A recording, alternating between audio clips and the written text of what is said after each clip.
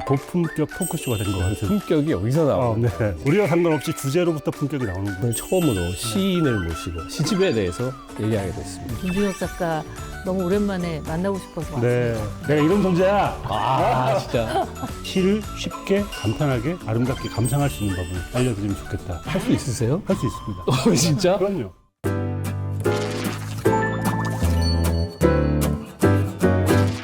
작품 속에 숨겨진 이야기를 들어보는 시간 문학 감상회. 안녕하세요, 이적입니다. 네, 안녕하세요. 소설가 김중혁입니다. 자, 오늘도 북 스포일러부터 시작해야겠죠. 책 속의 난감하고 아찔한 상황을 저희가 먼저 맛보는 시간입니다. 네, 주인공이 겪었던 극한의 상황으로 밸런스 게임을 또 해볼 텐데요. 오늘은 또 어떤 난제가 준비되어 있을까 기대가 됩니다. 오늘은 조금 품격 있게 진행을 해보려 합니다. 수상 품격이란 말과 우리는 잘 어울리진 않는 것 같지만 예, 이 작품 속에 있는 한 문장을 두고 어떤 의미가 내포되어 있을지 열띤 토론을 벌여보는 거예요. 선택보다는 나을 수 있을 것 같습니다. 아하. 선택은 힘들지만 토론은 자신 있으니까 제가 한번 오늘 멱살 잡고 제 의견을 주장해 보도록 하겠습니다. 토론이라고 하니까 좀 거창하게 느끼실 수도 있을 텐데 읽으면서 느낀 걸 썰 풀듯이 이야기하면 그런 게 원래 되는 토론이에요? 시간이에요. 그렇다는데요. 난상 토론. 난 늘 토론을 하고 있었구나. 그럼요. 저는 토로도 하고 있죠, 네. 항상. 일단 알겠습니다. 네. 네, 질문 주십시오.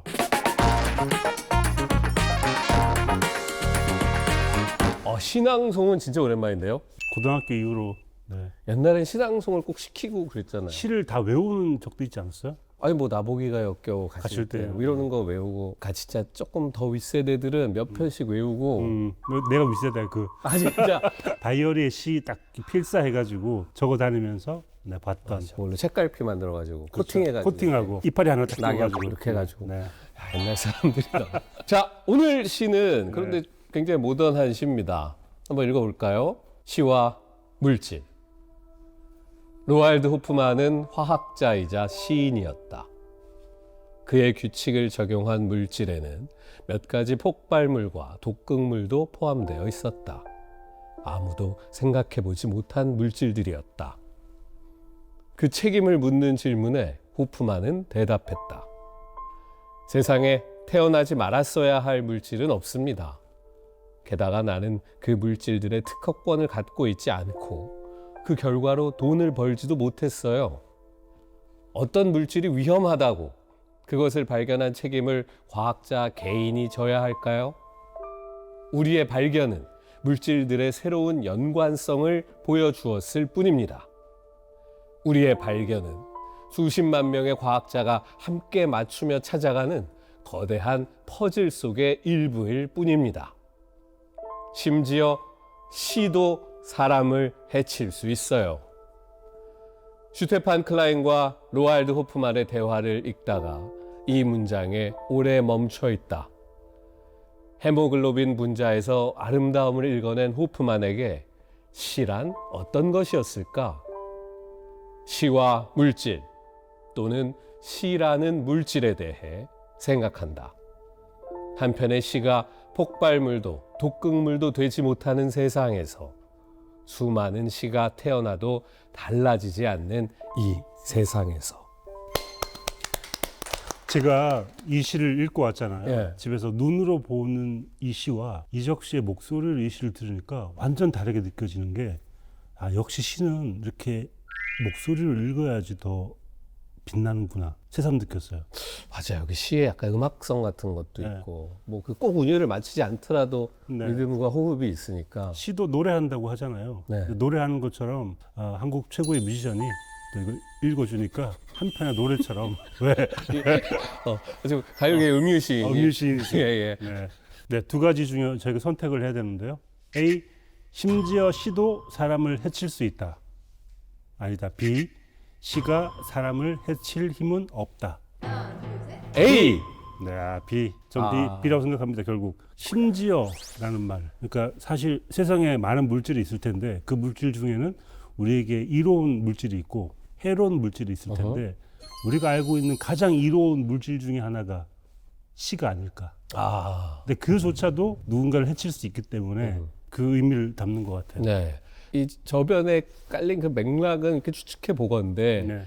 어떤 화학 물질에 대해서 그것을 발견하지 않았으면 그것 때문에 인류가 고통받지 않았을 수 있지 않겠느냐라고 누군가 물었을 때 나는 그것으로부터는 완전히 중립적인 것이고 그걸로 돈을 번 것도 아니고 이건 수많은 과학자들이 조화롭게 하는 일 중에 하나다. 네. 근데 어떤 것이 인류에게 이롭게 쓸 수도 있지만 해롭게 쓸 수도 있다면 네. 시도 자기도 시인이지만 심지어 시도 사람을 해칠 수 있다. 근데 오늘 제가 낭독을 듣고 이제 깨달았어요. 전 정할 수 있습니다. 시도 사람을 해칠 수 있다. 이적이 노래로 사람을 해칠 수 있잖아요. 네? 왜냐하면 정말 아름다운 노래인데 이걸 층간 소음으로 생각을 하면 그렇게 사람을 죽일 수 있잖아. 그래서 이걸로 데시벨로 우리 죽인다고요? 위층에 이적이 살아. 그러면 막 매일 노래 연습을 해. 예. 미치겠어. 아무리 좋은 노래라도 사람을 해줄 수 있는 것처럼 그렇죠. 시도 매일 누군가가 아침에 하나씩 시를 읽는데 목청이 너무 좋은 사람이 시를 막 읽어. 그거 누군가의 스트레스가 될 수 있겠다. 근데 시가 사람을 해칠 수 있다는 건 이제 여러 가지로 이야기할 수 있을 텐데 이를테면 시를 매우 불온하게 생각했던 권력자들도 굉장히 많습니다. 많죠. 예, 그래서 그 시인을 구속하고 감옥에 가두기도 하는 경우도 굉장히 많았고 그 우리가 잘 알고 있는 박노해 시인 같은 분의 시를 보면 세상을 변혁시키고자 쓴 시란 말이에요. 예. 그분들의 생각을 해보면 시가 세상을 변화시킬 수 있다고 믿었잖아요. 시가 사람을 해칠 수도 있고 네. 세상을 변혁시킬 수도 있다라는 생각이 들어서 아까 칼의 비유처럼 예. 시라는 게 사람들의 마음에 다가갔을 때는 엄청난 위력을 발휘할 수 있다. 그런 의미로 저는 읽히더라고요. 그러니까 사람을 해칠 힘은 없고 사람을 사랑하게 할 힘은 있다. 긍정적인 에너지가 긍정적인 있다. 에너지가 훨씬 크기 때문에 창작자의 작품은 과학자의 어떤 발견 물질과는 달리 누군가를 해칠 힘은 없지만 사랑하게 만들 힘은 있다라고 저는 생각합니다. 그렇게 아름답게 마무리하시는데 제가 시를 모독할 수는 없잖아요. 앞으로 시 읽지 마세요. 사람이 해칠 수 있기 때문에 가요계 음유시인으로서 시 노래 부르지도 마. 사실은 인류 역사를 이렇게 돌이켜 보면 수많은 경전들이 네. 사실은 이 시의 형식을 맞아요. 띠고 있던 경전들이 많았고 그 경전들이 사람의 삶을 풍요롭게도 했지만 전쟁을 일으키기도 하고 어떤 신념을 가진 사람들이 그것을 폭력을 행사하기도 했잖아요. 네. 그래서 뭐 지금 요새는 어떤 시 하나를 읽고 막 SNS를 돌려보면서 사람들이 으아 하고 분개하진 않을지 모르겠지만 흥분하진 않을지 모르겠지만 여전히 그 안에는 그 잠재력이 있다고 생각합니다. 문학 감상회가 좀 달라진 것 같아요. 우리 그 이기호 작가님 할 때만 해도 2층에서 뛰어내린다 만다 이런 거 얘기하다가 갑자기 이렇게 시와 우주와 물질과 과학자 얘기를 하다 보니까 뭐 고품격 토크쇼가 된 것 같아요. 품격이 여기서 나오는 네. 거군요. 네. 예, 예. 우리와 상관없이 주제로부터 품격이 나오는구나. 예. 알게 되었습니다. 자, 저희가 그 처음으로 문학감상회 사상 최초로 시인님을 모시고 시집에 대한 이야기를 나눠 보기 위해서 오늘은 이렇게 시작을 해봤습니다. 절제된 언어와 따뜻한 모성적 서정으로 시작해서 최근에는 기후 위기 그리고 물질의 본질을 탐구하는 분입니다. 부서진 것들을 어루만지는 우리 시대의 위로자, 오늘의 주인공 모셔보겠습니다.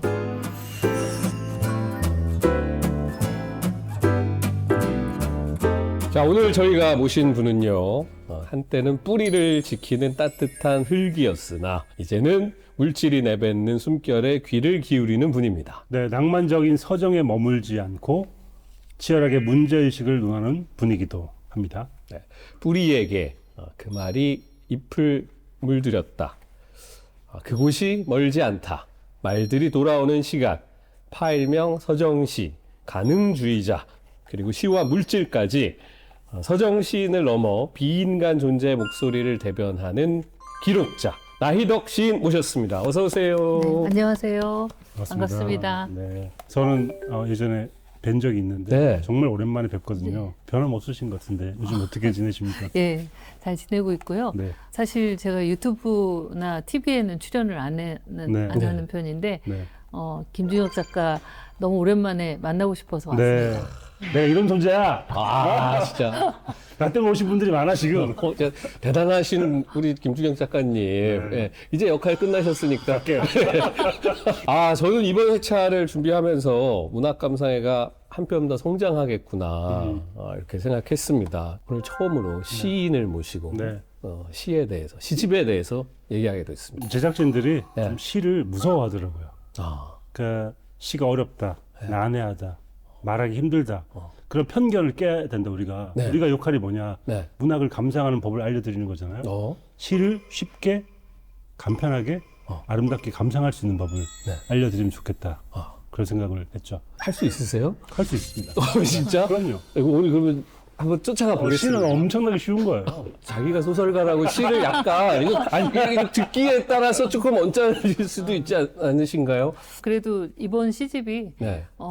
특히 이과생들이 참 이 시집을 좋아해요. 아. 평소에 시 안 읽었던 사람들도 네네. 이런 것도 시가 되냐 이렇게 이야기들도 많이 하고요. 대체로 시가 굉장히 선명하고 어렵지 않게 다가갈 수 있는 시들이라고 생각해서 아마 오늘 이야기 나누고 제 시집 읽으시면 김종혁 작가가 말한 대로 시라는 게 되게 재미있고 어렵지 않은 거구나 네. 이런 생각도 하실 것 같아요. 네. 그리고 지금도 학생들을 가르치고 있고 교사도 교사 그렇죠. 생활도 하셨고 그러니까 시를 가르친다는 게 가능한가 그런 생각을 늘 하거든요. 저는. 그러네. 시를 배워본 적이 없어서 그러니까 고등학교 이후로는 가능합니까? 시를 가르친다는 것이? 시를 가르친다라고 하기보다는 네. 시를 찾는 길을 함께 간다? 뭐 이런 느낌이죠. 제가 시에는 모든 것이 있지만 딱 한 가지 없는 게 있다면 뭔지 아세요? 시에 없는 것? 좀 맞추고 싶다. 넌센스 퀴즈는 아니죠? 시에 없는 것은 매뉴얼이에요. 그러니까 시는 이렇게 쓴다. 네. 이런 것은 좋고 이런 건 나쁘다. 이런 기준이 전혀 없어요. 그래서 자기가 쓰려고 하는 것에 맞는 어떤 발화 방식을 익혀가는 게 시를 쓰는 법이겠죠. 어떤 게 시고 어떤 게 시가 아니다라는 편견을 깨는 것부터 시작을 그렇죠. 하겠네요. 예. 그 황주 시인을 옛날에 좋아했었는데 황주 시인의 시집을 보면 벽보가 딱 있고 그쵸. 그게 시야. 처음에는 이게 실 수 있나? 네. 근데 나중에 계속 그걸 보고 있으니까 그 벽보 이면에 있는 것들을 알게 되니까 그게 시처럼 느껴지긴 하더라고요. 그런 면에서 말씀해 주신 것 같습니다. 그러면 질주하는 운명의 끝에서 목소리를 높인 나희덕 시인의 10번째 시집 시와 물질 본격적으로 이야기를 나눠보겠습니다.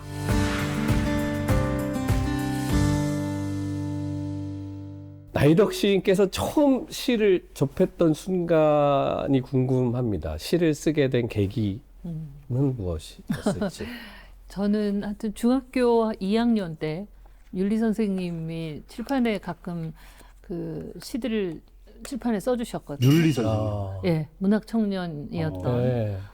그래서 그때 우리 교과서에는 되게 옛날 시들밖에 안 나올 때인데 좀 현대 시인들 시를 이렇게 읽어주시거나 써주시거나 했는데 그거 베껴 적다가 굉장히 약간 전율을 느꼈어요. 근데 강은교 시인의 우리가 물이 되어라는 그게 어찌 보면 제가 첫사랑에 빠진 시와 첫사랑에 빠진 시였는데 그래서 그 선생님이 들고 있던 그 시집을 잘 봐뒀다가 민음사에서 나왔던 플립이라는 시집을 처음으로 사서 읽었고요. 민음의 그 시인 총소가 몇 권 안 됐을 때니까 그 시리즈들 정말 옛날. 그리고 이제 창비, 문학과 지성사 그런 시선 시리즈들을 조금씩 읽어나가기 시작하다 했고 그러다 보니까 어느새 저도 시를 쓰고 있더라고요. 막 왜 고등학교 때 문예반 이런 것도 하시고 그러셨어요?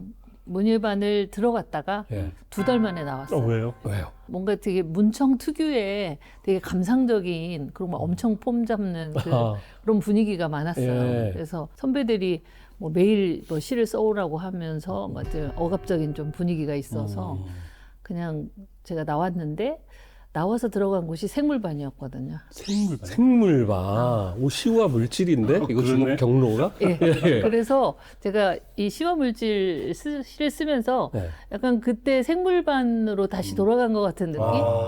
제가 혼자 이렇게 해찰하면서 그 학교 주변을 이렇게 산책하고 관찰하고 예. 그랬던 기억들이 굉장히 많이 떠오르더라고요. 제가 그러니까 이과 체질이 약간 그 당시에는 더 강했던 것 같아요.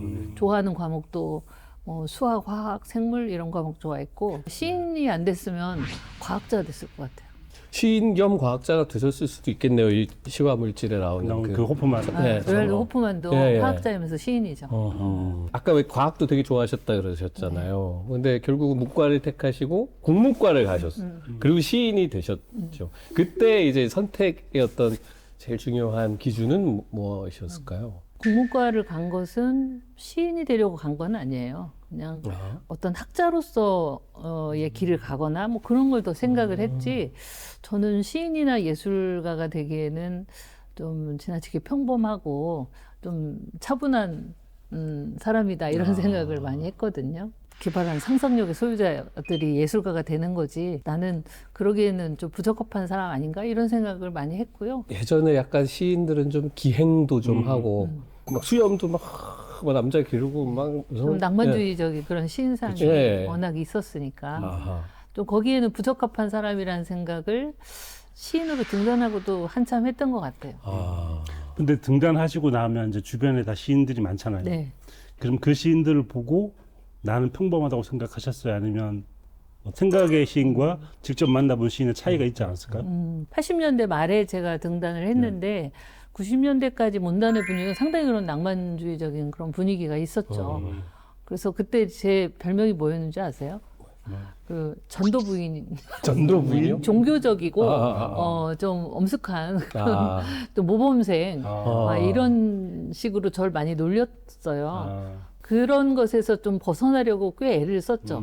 그래서 제가 갖고 있는 어떤 규범적인 부분들을 계속 깨나가려고 했었고요. 문학이 오히려 저를 좀 예술가적인 인간으로 만들어 주었다고 생각해요. 시인으로서 제가 생각하는 문학하고 이제 고등학교에서 입시체제 속에서 문학과 국어를 가르쳐야 되니까 굉장히 어떤 패턴화된 그런 지식으로서 문학을 가르치는 일이 되게 힘들더라고요. 선생님한테 시 수업을, 국어 수업을 받은 제자분들 많으시겠네요, 지금. 그분들에게는 선생님의 윤리 선생님 같이 시를 처음 아름다움을 느끼게 해준 선생님이 되셨을 수도 있을 것 같습니다. 지금 아까 왜 우리 시작하면서 우리 제작진들이 사실은 시에 대해서 우리 프로그램 어떻게 만들어야 되지 하고 막 고민을 토로한 적이 있어요. 그거 이제 시를 좀 어렵다고 생각하는 사람들이 꽤 있다는 얘기인데, 저는 또 요새 보면 약간 SNS에 시가 꽤 많이 이렇게 보이는 시대가 아닌가도 싶은데, 선생님 요즘 세대에게 시는 어떤 의미일 것 같으신가요? 요즘 젊은 세대들이 시를 많이 읽어요. 시의 독자층이 굉장히 하여튼 다양해졌고, 특히 낭독회나 북토크 가보면 젊은 세대들이 훨씬 많거든요. 아, 네. 시가 텍스트 힙이다 이런 얘기 많이 하잖아요. 그만큼 이렇게 소설은 일단 읽어야 되잖아요. 길고 오래 걸리잖아요. 제 건 짧아요. 그렇죠. 뭐 짧은 소설도 있긴 한데. 짧아도 시보다 훨씬 길죠. 예, 네, 시는 어디든 딱 펼쳐서 좀 그럴듯한 문장들도 꽤 많고 지금처럼 2000년대 이후에 한국 시는 너무나 이렇게 양적으로 질적으로 풍부하고 너무 시를 잘 쓰는 시인들이 많은 거예요. 맞아요. 작년에 문학동네에서 하는 그 오시사 예. 우리는 시를 사랑해. 오시사. 큐레이션 해주는. 근데 그 독자가 5만 명이 넘는다 하더라고요. 출판사에서 시를 읽는 앱을 만든다든지 그런 메일링 서비스를 한다든지 그렇게 시를 사람들의 일상 속에 공급하는 그런 활동들이 꽤 있었던 거고 시의 독자층을 만들어낸 게 아닐까 그런 생각도 들었어요. 근데 그럼에도 어렵다는 사람들이 있는 거 보면 예. 시가 우리 옆에 가깝게 있고 잘 읽는데도 읽으면서도 어떤 시들은 이게 무슨 말인지 모르겠다. 그렇게 생각하시는 분들도 있는 것 같아요. 시를 읽을 때 반드시 구구절절 모든 구절을 다 이해하고 산문적인 문장으로 해독할 필요는 없다는 거죠. 시는 말 자체를 즐기고 어떤 시인의 관점 속에서 자신의 또 새로운 관점을 꺼내보고 그런 대화적인 좀 놀이하듯이 포도알을 한 알 한 알 먹듯이 그러니까 우리가 포도 한 송이를 입에 전체 다 집어넣고 먹진 않잖아요. 그러니까 한 알 떼어서 오물오물하면서 그 포도 껍질, 뭐 그 포도 알맹이 맛과 향을 음미하면서 먹고 또 한 알 먹고 그런 식으로 좀 즐겁게 시를 읽으면 뭔가 이렇게 답이 있고 뭔가를 해석하고 이해해야 된다. 그 강박관념만 좀 벗어나도 훨씬 시가 좀 쉽고 즐거워지지 않을까. 사실은 요새 그 막 아이돌들 가사도 점점 되게 맞아요. 문학적 비유가 막 굉장히 막 복잡하고 신기하고 신묘하게 막 가고 있거든요. 그러니까 예전 유행가 가사는 좀 쉬워야 된다라는 걸 지금 가장 잘 팔리는 케이팝 아티스트들부터 그걸 많이 깼고 제가 좀 막 특이한 가사를 썼던 사람 중에 하나예요. 뭐 그렇죠.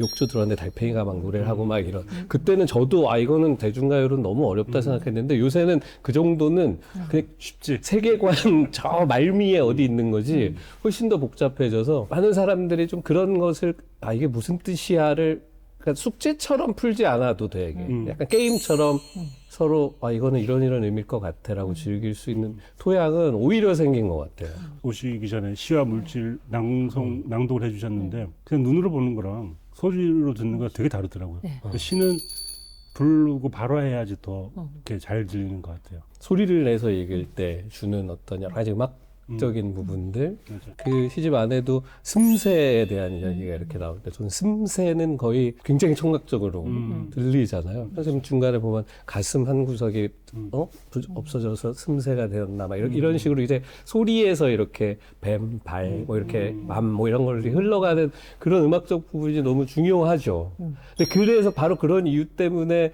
번역하기가 가장 어려운 장르가 또 시가 아닌가. 그러니까 소리의 그 물질성, 그 독특한 뉘앙스, 그게 이제 번역을 하다 보면 상당 부분 훼손되기도 하고, 그리고 우리말은 의성어의태어가 너무 많고요. 네네. 근데 의성어의태어 말로 그 언어권별로 너무 다르더라고요. 그렇죠. 또 동음이어 같은 거. 그래서 예전에 제 시집 영어로 번역될 때 말들이 돌아오는 시간이라는 네. 시가 있어요. 근데 그때 말은 홀스도 되고 워드도 되거든요. 근데 이제 동음이어로 썼는데 영어로 쓸 때는 둘 중에 어느 하나를 선택해야 되는 되잖아요. 거죠. 뭘로 하셨어요 그 말들? 제목은 뭐 워드로 하고 본문은 홀스로 홀스로 한다 하고. 이런 방법도 있었고요. 각주를 좀 그다음에 달고. 그다음에는 아예 말이라고 해서 MAL 말이라는 말을 살려서 고유명사처럼 쓰고 각주에 한국어로 그 말이라는 말은 두 가지 의미를 같이 갖고 있다. 그렇게 그 후자로 했던 것 같아요. 오래된 얘기지만 프로스트의 시란 무엇입니까 했더니 번역했을 때 사라지는 것이 시다. 뭐 이런 얘기 있잖아요. Lost in Translation. Lost in Translation. 그러니까 정보값은 정해지지만 그것을 둘러서 많은 것이 이제 어쩔 수 없이 소실되는데 어떻게 보면 그것이 시라는 것일지 모른다라는 이야기. 근데 또 한편으로 번역되면서 소실되는 것도 있지만 번역되면서 얻게 되는 부분도 있는 것 같아요. 뭐 황무지 같은 시 우리 영어 잘 모르지만 4월은 잔인한 달 그러면 이제 뭔가 우리가 알고 있는 4월이라는 분위기와 잔인이라는 의미 값을 우리는 또 알고 있잖아요. 근데 그걸 달라지는 것도 재밌는 부분이어서 그 말이 이렇게 국경을 넘어갈 때 새로워지는 것도 저는 되게 재밌는 맞아요. 것 같아요. 자, 그럼 이따가 또 한번 낭송 한번 해주세요. 저 아까 낭송 한번 했으니까. 그래서 워낙 또 음유시인이 하는 거랑 포도 한 송이를 통째로 먹이려고 하는 소설가가 있는 거랑은 다르죠. 또 긁혔나 보다. 아니, 근데 소설가는 포도 한 송이가 너무 많다는 생각이 들기 때문에 아. 포도를 먹이려고 하지 않고 얘를 즙을 짜가지고 와인으로 발효를 시켜 그 술을 먹이는 그런 사람이 아닐까. 뭐 하여튼 뭐 멋있어 보이긴 하네요. 무슨 말인지는 잘 모르겠으나 그래도 어쨌든 한국 소설계 최고 아름다운 저음의 소유자로서 일단은 부탁드립니다. 네.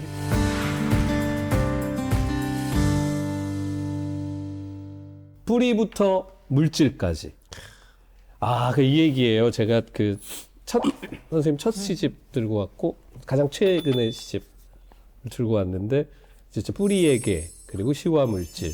이번 작품 같은 경우는 시를 쓰실 때 어디서 딱 뭐라 그러죠? 발화가 됐는지 작동이 됐는지를 좀 알겠는 작품들이 많이 있어요. 뭐 어떤 전시를 보셨다던가 뭐 어떤 책을 읽으셨다던가 뭐 누구를 만나서 실제로 어떤 일을 겪으셨다던가. 보통 시를 쓸 때 어떻게 그 영감을 얻고 처음 시동을 거시나요? 옛날에는 주로 혼자 이렇게 산책을 하거나 여행을 하면서 자연 속에서 시적인 걸 많이 얻었던 것 같아요. 그리고 이제 가족이라든지 좀 가까운 사람들, 그런 사람들과의 관계성 속에서 저한테 이렇게 고통을 주거나 뭔가 이렇게 생각거리를 줬던 그런 일상과 어떤 자연이 주로 저의 시의 원천이었던 것 같고요. 근데 꽤 오래전부터 저는 이제 제 얘기를 더 이상 그만 쓰고 싶더라고요.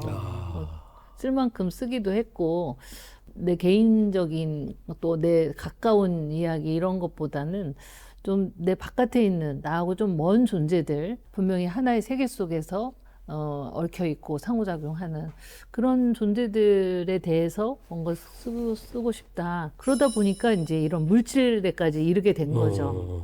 이제 접촉이 실제적으로 잘 안 되는 존재들도 많잖아요. 네. 결국은 자연이나 비인간에 대한 것도 상당 부분 이제 다큐멘터리나 뭐 때로는 논문이나 책을 통해서 또 이렇게 공부를 하게 되는 부분도 있고, 세미나나 이제 강의를 들으면서 거기서 좀 또 흥미로운 현상이나 사례들을 발견하면 그걸 좀 시적인 사유로 어떻게 전환할 수 있을까. 그러면서 대체로 최근에는 시를 쓰고 있는 것 같아요. 그러니까 아까 뿌리에서 이제 뿌리를 배신하고 물질로 가셨잖아요. 네, 네. 이런 과정이 저는 이제 가능주의자 팔명 서정시 그때부터 약간 이 변화가 시작되신 것 같은데 그렇죠. 이 변화의 가장 큰 원인이 무엇이었을까? 개인적인 어떤 경험이나 그런 특별한 원인이 있을까가 좀 궁금하더라고요. 물론 이제 첫 시집도 네. 되게 시대적인 그런 분위기를 반영하는 시가 많아요. 네. 이제 1980년대 20대 전반기에 쓴 시들이거든요. 그러니까 독재 정권 시절에 그런 억압적인 사회 분위기라든지 또 그때 이제 초년생 교사가 돼서 교육 현장에서 느끼는 고민들이라든지 학교의 전교조 그렇죠. 있었고. 첫해 네네. 전교조가 떴고 네네. 그래서 사실 첫 시집이 굉장히 좀 저는 사회적인 시들이 많다고 생각하고 네.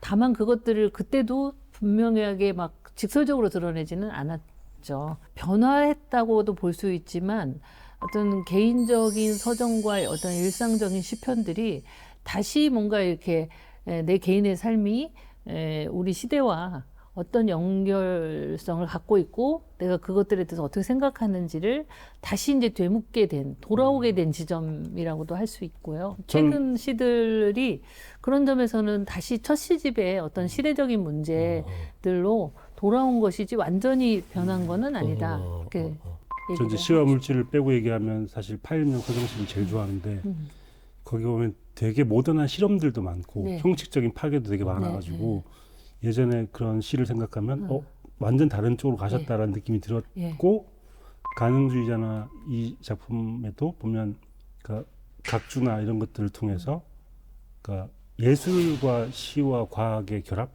그런 것들 많이 하시는 것 같아서 변했다고 느꼈는데 실은 또 변하지 않은 부분도 있는 거네요. 세상에 대한 저의 어떤 관점이라고 할까? 그게 파이명서정식부터 굉장히 비관주의가 된 것 같아요. 그 어두운 톤, 네. 뭔가 이렇게 인간이나 사회의 어떤 변화 가능성에 대한 굉장히 좀 부정적인 인식 같은 거 그런 걸 가지면서 오히려 더 그런 시를 쓰게 된 부분도 있어요. 네. 사회적 현실, 뭐 정치적인 문제, 또 이제 전지구적 기후 위기, 심지어 멸종, 뭐 이런 것들에 대한 시가 많은데 이 정도 되면 이거는 좀 전하고 싶었던 메시지가 있다라고 우리가 이제 생각할 수 있잖아요. 네. 어떤 이야기를 하시고 싶으셨을까요?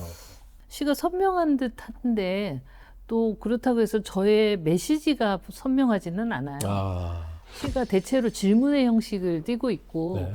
우리가 평소에 가까이 있지만 우리 삶과 연결되어 있지만 별로 이렇게 주목해서 보지 않거나 인지하지 않고 있는 그러니까 그런 보이지 않는 존재들을 좀 눈에 보이게 가시화하는 또 이렇게 들리지 않는 목소리를 들리게 하는 그런 역할은 하고 있지만 그것에 대해서 내가 어떻게 생각하고 있는지 또 그것을 통해서 내가 주장하고자 하는 바가 뭔지를 직접 이야기하는 시는 저는 거의 없다고 생각하거든요. 그리고 굉장히 그 점을 시를 쓸 때 저도 이제 염두에 두려고 했었고요. 문제를 그냥 던질 수는 그것들을 있지만 주장을 그렇죠. 하진 그 않는다. 존재를 드러내는 것까지고 네. 그런 경우는 별로 없다는 생각이 들어요. 또 그때부터는 저도 대학이라는 제도든지 이 문화예술계라든지 거기서 작동되고 있는 그런 폭력과 어떤 차별의 메커니즘 속에서 제가 또 많이 겪고 느낀 바도 있었고 네. 그래서 결국 시라는 게 내가 뭐 이걸 써야겠다 이렇게 변해야겠다는 것이 아니라 자기가 제일 절실하게 느끼는 문제들을 쓰다 보면 그렇게 변화의 지점들이 나타나는구나. 네.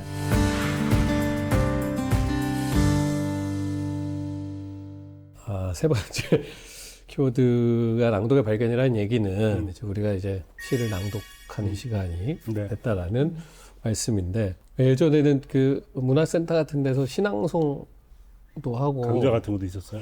저 고등학교 때만 해도 그 문예부에서는 학교 축제 같은 때 나와서 이렇게 신앙송 시간 무조건 했죠. 시황- 시화전을 맞아, 하면서 맞아. 마지막 날 이제 네. 시 낭송을 하면서 끝이 났죠. 음악 조용하게 이렇게 그렇죠. 깔고 그랬던 생각이 납니다. 우리 시와 물질 시집에 들어있는 작품들 중에 각자 하나씩 골라서 네. 왔어요. 먼저 시인님은 본인 작품 중에 어떤 것을 고르셨을까요? 네, 요즘도 하여튼 이란 전쟁 중이고 그래서 피와 석유라고 하는 시를 읽어보려고 합니다.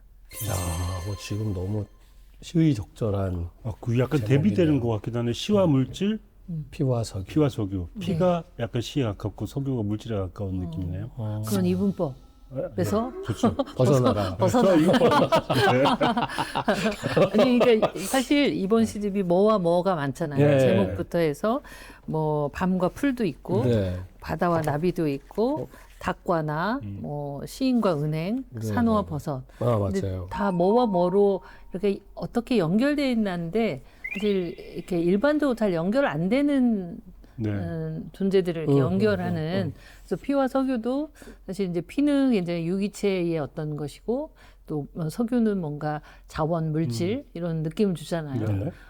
그런데 사실 공통점이 있죠. 그 포르피린이라고 하는 탄소 화합물이라는 점에서 피와 석유가 같거든요. 그러니까 이 시의 마지막에 보면 둘이 그러니까 물질적으로 가깝다. 네, 그렇죠. 사실 요 또 유기체가 썩어서 된 게 석유이기 때문에 같을 수밖에 없어요. 성분이. 그러네요. 예, 그러기도 하고 이게 자본주의라는 게 이게 석유라는 물질이 없이는 돌아가지도 않는데 또 전쟁이라는 것도 폭력도 상당 부분 이렇게 석유라는 물질하고 연관이 있고 이제 사이클로노피디아라고 하는 되게 흥미로운 책을 보게 됐고 네.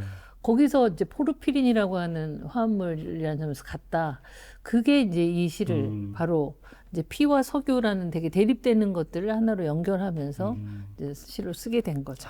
그러면 한번 시인님의 목소리로 직접 이 작품을 들어보도록 하겠습니다. 피와 석유. 석유는 악마의 배설물이라고 후안 파블로 페레즈 알폰소는 말했다.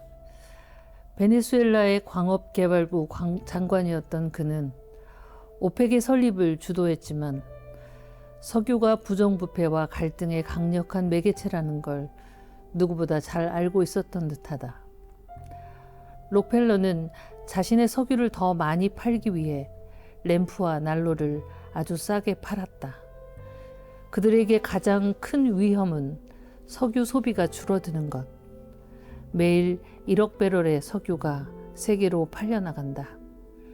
뚫고 또 뚫어라. 기후위기 따위는 문제가 아니라는 듯 점토와 안반에 파이프라인을 박아대는 시추탑과 데이터 센터로 전송되는 데이터들. 지구는 구멍이 숭숭 뚫린 채 갈기갈기 찢기고 있다. 땅속에서 쉬지 않고 뽑아 올리는 이 죽음의 주스를 한 번도 마시지 않은 사람이 있을까? 죽은 유기체들로부터 나온 이 화석 연료는 굴뚝과 배기구를 통해 승천하며 지구를 가장 빠르게 죽게 할 것이다. 석유와 가스는 전쟁과 함께 수출되기도 하고 전쟁으로 공급이 장기간 중단되기도 한다. 원유값도 가스값도 치솟는 겨울. 발트해를 지나는 천연가스 파이프라인을 떠올린다. 그들은 말한다. 석유나 가스에도 정신이 있다고. 고갈과 종말에 대한 공포를 가르치는 대신 새로운 신을 섬기게 하고 타오르는 불꽃의 아름다움을 알게 해야 한다고. 빛처럼 붉게, 피보다 붉게, 마침내 피로 붉게 세상을 물들이는 자들이여.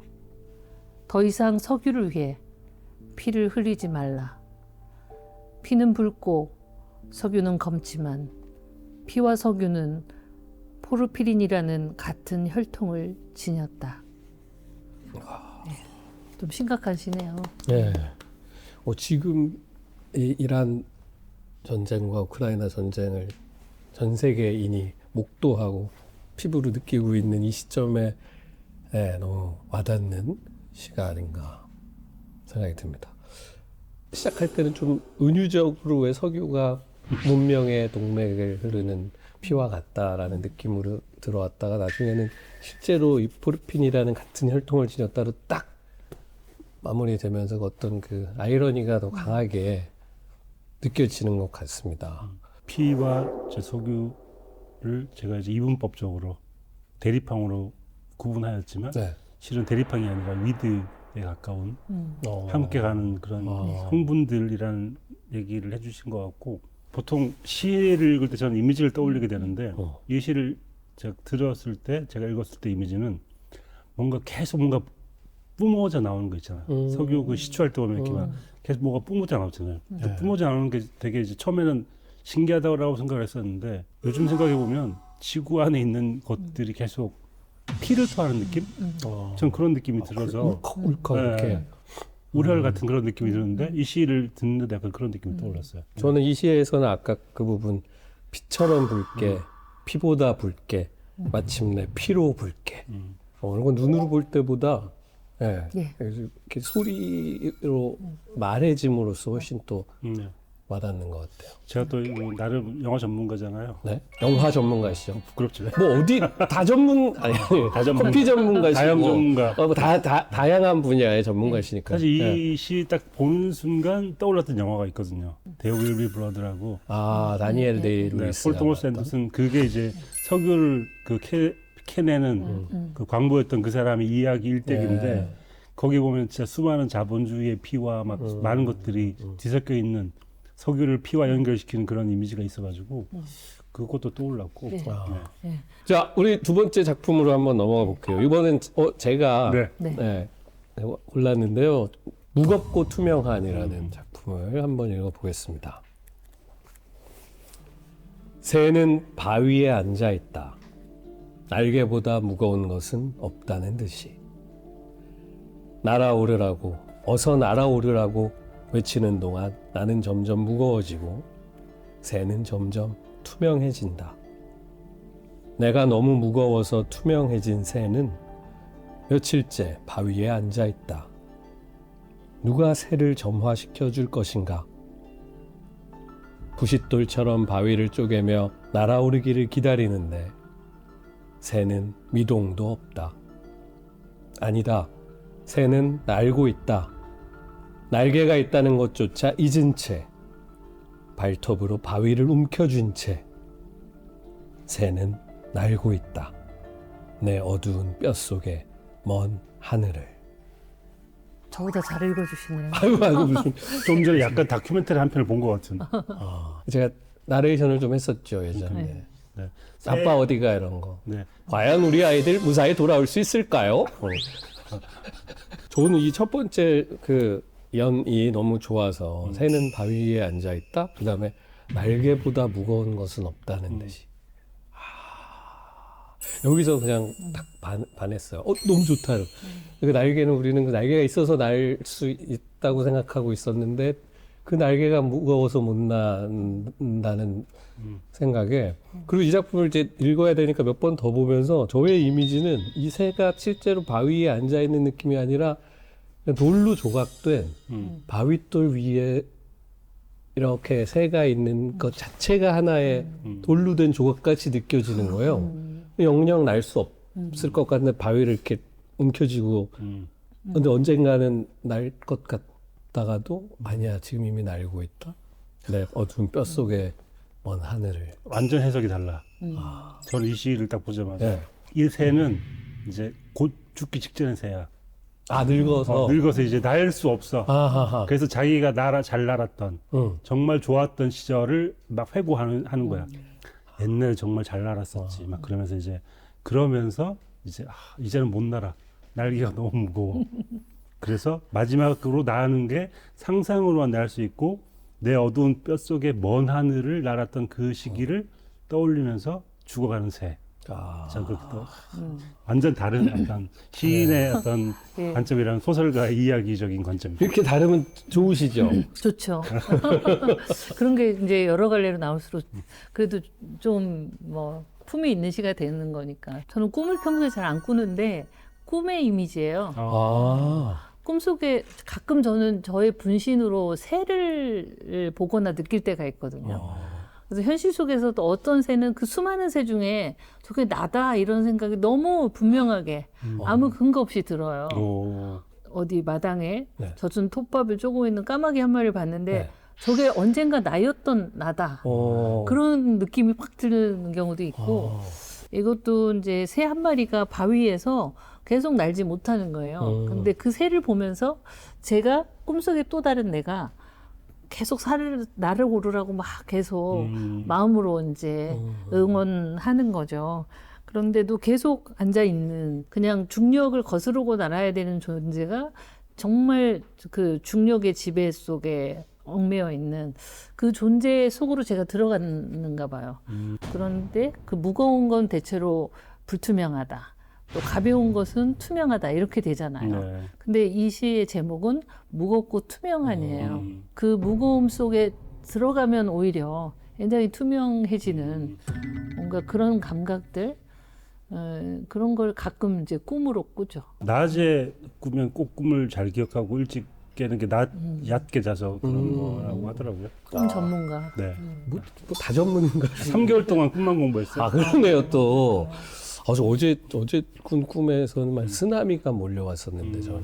오늘 방송이 잘 된다는 어떤 예시. 아니 꿈 전문가지 해몽 전문가 아니시잖아요. 그런 소설 그런 얘기가 나와요. 그래요? 꿈 해석해 이제 준다. 해몽을 하시기로 하신 거예요. 데이터를 통하여. 자 그러면은 우리 해몽 전문가이신 네. 김중혁 작가님이 고르신 작품은? 네, 제가 고른 작품은 세계 끝의 버섯이라는 작품인데 이게 어떤 작품을 고르는지가 그 사람이 딱 보이는 것 같아요. 네. 제가 한번 읽어보겠습니다. 포자 터지는 소리를 들어본 적 있어? 늦은 밤 잠이 오지 않아 베란다에 쪼그리고 앉아 있는데 희미한 폭죽처럼 버섯의 포자들이 화분 위로 터지고 있었지. 밤의 정원에서는 놀라운 일이 벌어지고 있더군. 비가 내린 다음 날이면 숲에서도 버섯들이 왕성하게 돋아날 거야.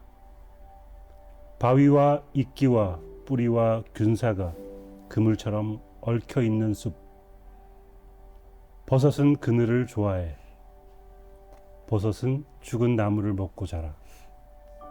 나무를 씹을 수는 있지만 소화하지 못하는 흰개미, 소화를 도와주는 균류, 그들의 정원에는 꽃 대신 버섯이 치마를 활짝 펼치고 있겠지.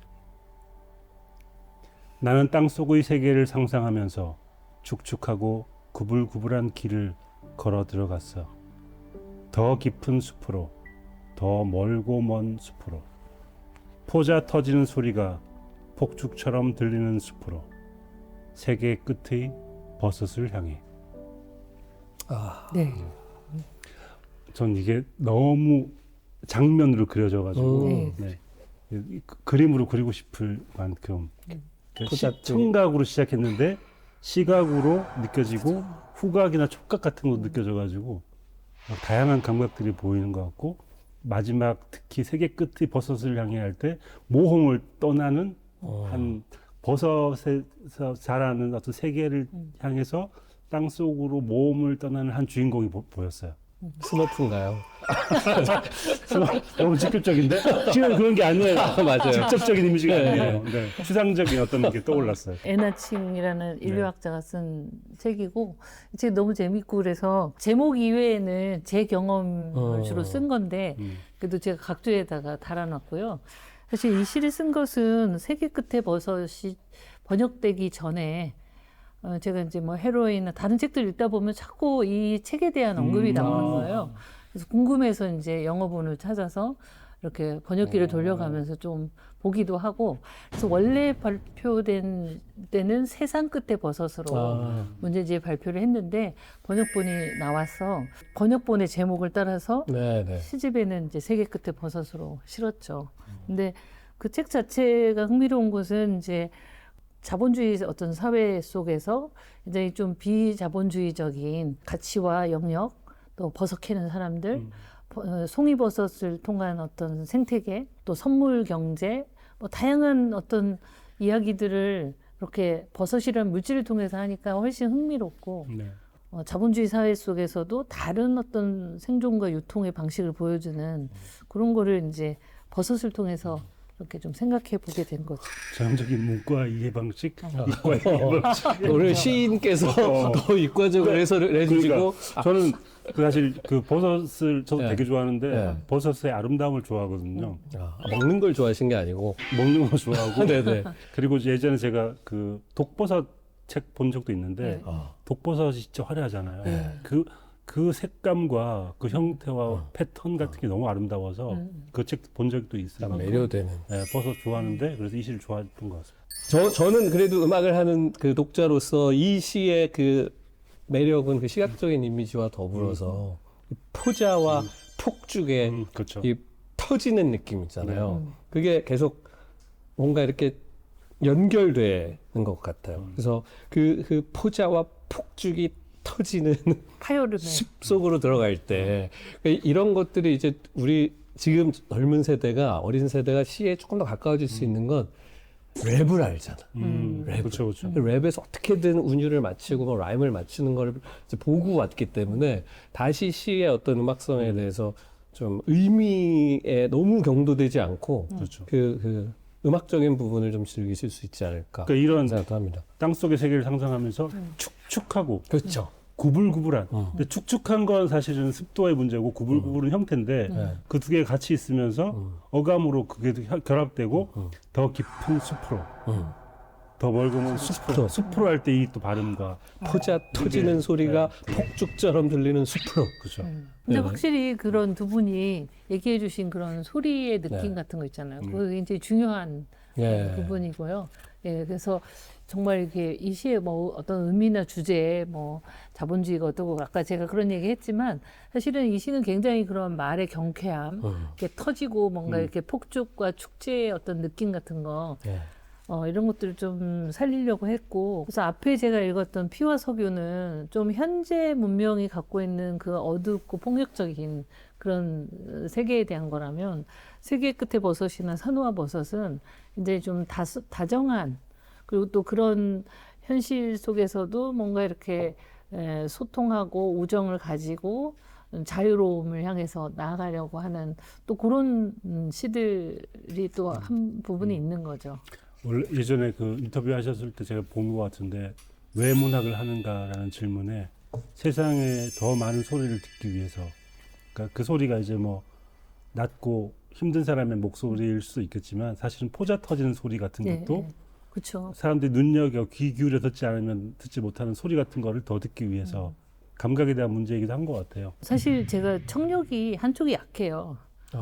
예전에 이제 돌발성 난청을 겪으면서 한쪽이 청력이 약해서 수업 때도 굉장히 이제 가까이 학생들한테 다가가야 얘기를 좀 정확히 들을 수 있는데 청력이 약해지니까 더 이렇게 뭔가 청각에 대한 좀 더 섬세해지는 부분도 있는 것 같고. 저자하고 시 읽으니까 너무 재밌는데 툭 던지니까 다 얘기해 주시고 다음부터 그냥 우리가 계속 낭송하고 한 말씀 해주시고 낭송하고 한 말씀 해주시면 예. 한 시간 뚝딱 나올 것 같은데요. 비슷한 이야기입니다. 목소리를 잃어버린 사람들의 목소리를 울려 퍼지게 하는 게 시의 역할이다라는 인터뷰를 하신 적이 있는데 시가 세상을 바꾸는 힘이 있다고 생각하십니까? 그렇죠. 시와 물질이라는 시에서 네. 심지어 씨도 사람을 해칠 수 있다라는 말에 대한 약간 뭐 저의 항변일 수도 있고 저희 또 아침에 아까 겁나게 토론했습니다. 시가 해칠 수 있다 없다. 네. 아, 정답은 해칠 수 있다예요? 아니, 저는 있다 저는 없다. 있다 없다였어요. 아 그래요. 네, 저는 이제 두 가지면 다 생각을 하면서 또 다 열어놓은 거죠. 네, 근데 네. 시가 굉장히 사회적 프로파간다 역할을 하면서 혁명의 어떤 정말 기폭제가 되거나 사회의 비판, 잘못된 권력을 향한 뭐 정말 그런 파괴적 힘을 가졌던 시기도 있고 지금은 굉장히 그런 시의 역할보다는 부드럽게 사람들의 일상을 다독여주고 그런 역할도 하고 있고 그래서 시가 갖고 있는 어떤 파괴력과 치유력과 이 두 가지가 다 있다는 생각은 드는데요. 그래서 결국 목소리를 어떻게 내느냐, 누구를 통해서 말하느냐가 굉장히 중요한데 자기 몫의 목소리를 갖지 못한 존재들에게 어떤 내 시 속에서라도 그 목소리가 들리게 하면 좋겠다. 그냥 그런 생각은.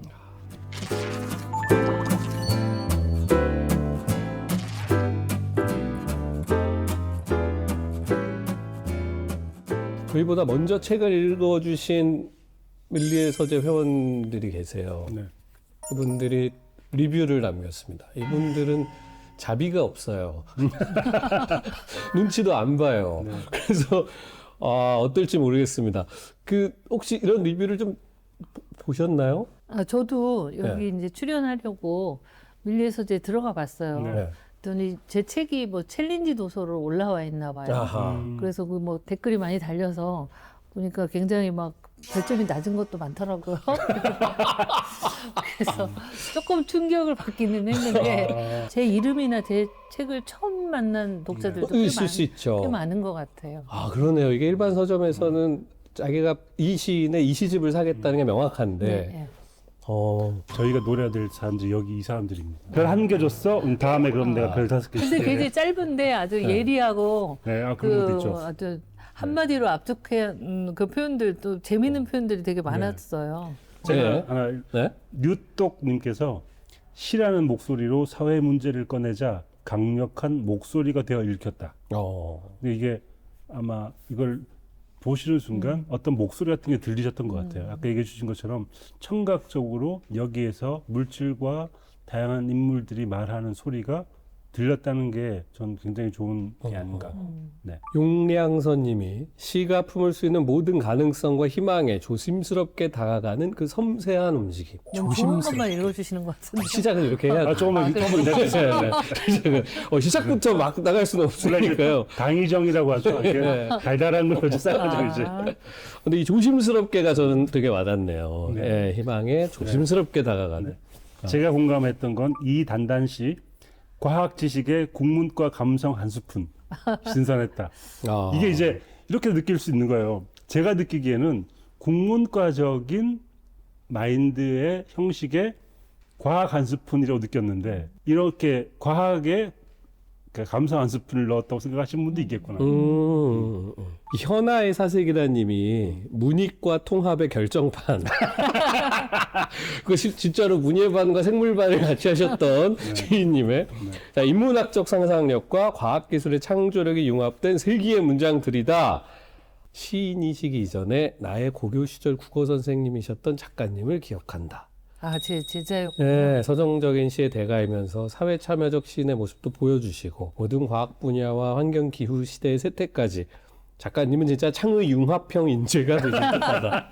분야는 어렵지만 어렵지 않게 써주셔서 감사히 읽었다 하셨습니다. 조금 이제 좀 들어가 볼게요. 네. 네. 약간 마음에 들어가 듭니다. 보겠습니다. 네. 멍 때리는 왕딸기님께서 마냥 서정적이지만은 않아서 그런가 싶진 않네요. 말씀해 주셨지만 시는 서정적이라는 생각으로 이 시를 읽으면 그렇게 느껴지지 않아서 그렇죠. 쉽지 않다고 느낄 수 있을 것 같아요. 요즘 유행하는 MBTI로 말하면 너무 F적인 시들이 많을 때 네, 약간의 T적인 부분이 있는 시라고 느껴질 수는 있을 것 그렇네요. 같다는 생각이. 폭주열차님께서 잘 모르겠다. 뒤에 해설도 너무 장황하고. 뭐 어렵 올 것 같아요. 요새 비평 자체가 시를 더 쉽게 만들기보다는 더 약간 좀 현학적으로 시집에 붙은 해설이 다간지 같은 거라고 생각하시는 분들이 있는 것 같아요. 그렇지 않아요. 해설이 붙어 있으니까 네. 시에서 모르는 부분이 있으면 이 답안지를 보면 답이 있겠지. 근데 더 어려워. 더 어려운 경우 많아요. 근데 그럴 때 저는 이 시를 쭉 보다가 어느 날 문득 이 시가 좀 한참 읽고 나서 문득 봤을 때 이런 게 있구나로 보시면 좋지 않을까. 근데 비평가들의 글도 그렇고 네.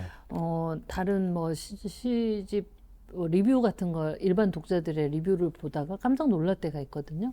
그러니까 정말 제 무의식 속에는 있었지만 제가 인지하지 못하고 썼던 그런 지점까지도 아주 예리하게 읽어내는 네네. 그런 또 독자들과 비평가들이 있거든요. 시인의 텍스트만 읽는 것이 아니라 거의 그 시인이 창작할 때의 그 순간이라든지 그 시인의 어떤 감정과 무의식의 어떤 연원까지 이렇게 들어가서 끌고 나오는 그런 비평가의 글은 또 상당히 도움이 되죠. 네. 옛날에는 가요 앨범 안에 그렇죠. 무슨 칼럼 대중음악 칼럼니스트 뭐 이런 분, 이백천 선생님 이런 분들이 그때 당시에 들국화 앨범 있으면 소개하는 글을 막 쓰고 그러셨어요. 근데 요새는 이제 그런 건 없고 음원 사이트 가면 이제 보통은 보도자를 올리거나 아니면 요새는 차라리 그 뮤지션이 직접 짧게라도 감상을 이렇게 이건 이런 생각으로 쓴 거예요. 뭐 이렇게 올리기도 하죠. 시도 요새 그래서 해설보다는 뭐 발문이나 뭐 시인의 에세이를 차라리 실는 경우가 많고 조동진 네. 선생님 그 추모 앨범 쭉 나왔잖아요. 네. 거기 저도 글 썼거든요. 아. 그러니까 차라리 그렇게 네. 다른 장르의 전시회 도록이나 이렇게 음반에 글을 쓰는 게 더 재밌더라고요. 아, 네네네. 마지막으로 나이럭 시인님께 추천을 받고 싶거든요. 최근에 읽으셨던 작품 중에 추천해주고 싶은 작품이 있다면. 늘 저한테 하여튼 놀라움을 주는 시인이 김혜순 선생님의 그 시집들이에요. 그래서 죽음의 사서전, 날개 환상통, 또 지구가 죽으면 달은 누굴 돌지, 네. 이제 그 시집들을 이어서 내셨는데 그 시집을 또 한 권으로 모아서 김혜순 죽음 트릴로지.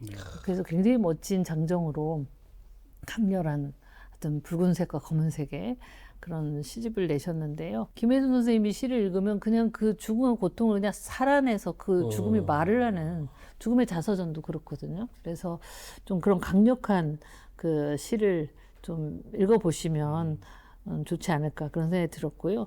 그래서 최근에는 또 공중의 복화술이라는 제목으로 실온집도 나왔는데 저는 악스트의 그 연재하실 때부터 굉장히 기다리면서 읽었던 시론들이거든요. 그래서 시와 실온이 가장 이렇게 잘 밀접하게 연동되어 있고 또 아주 강력한 목소리에 늘 뭔가 가장 첨예하고 하여튼 그 고통스러운 자리에서 생생한 목소리를 발화하는 그런 시인이라는 생각이 듭니다. 시에서 아마 노벨문학상이 나오면 김혜순 선생님이 받지 않으실까. 이미 또 국제적인 상도 많이 받으셨는데. 네, 그렇죠. 얼마 전에도 또 받으셨죠. 네. 김혜순 선생님 시가 뭐 어렵다고 한국 사람들은 얘기 많이 하는데 오히려 해외에서는 굉장히 그 강력한 목소리가 잘 전달되거든요. 그래서 조금 어렵다는 생각을 가로 안에 넣고 읽어보시면 좋지 않을까. 오늘 나이럭 시인님과의 시간을 이제 마무리해야 될 것 같습니다. 어떠셨어요? 네, 좀 면대면으로 누군가와 대화를 나누는 데 익숙하고 영상 매체는 굉장히 깊이 해오는 사람인데 그래서 별로 카메라 의식하지 않고 두 분과 이렇게 시 얘기한다 생각하니까 편안한 자리였고요. 편집 잘 해주시겠죠? 편집이하고 여기 거의 편집 맛집입니다. 그렇습니다. 작가님은 어떠셨어요? 저는 우선 뭐 좋아하는 제가 뿌리에게부터 계속 따라 읽고 있는 시인님이기 때문에 변화에 대한 얘기도 들어서 좋았고 시인과 함께 이렇게 시를 읽는 기회가 많지는 않거든요. 저는 너무 좋았습니다. 시 자체에 많은 분들이 조금 한 걸음 더 가까워질 수 있었던 시간이었던 것 같고 나이럭 시인님께 또 한 걸음 가까워질 수 있는 시간이 아니었나 싶습니다. 문학감상에서 꼭 만나보고 싶은 도서나 작가님이 있다면 언제든지 밀리의 서재를 통해 의견을 남겨주시기 바랍니다. 네, 그리고 밀리의 서재 그 리뷰 남겨주시면 네. 저희가 또 내 눈으로 발견해가지고 소개해드릴 거니까 이거 많이 달아주십시오. 자, 나이덕 시인님 오늘 함께해 주셔서 감사합니다. 감사합니다. 네, 저희는 다음 작품으로 돌아오겠습니다. 감사합니다.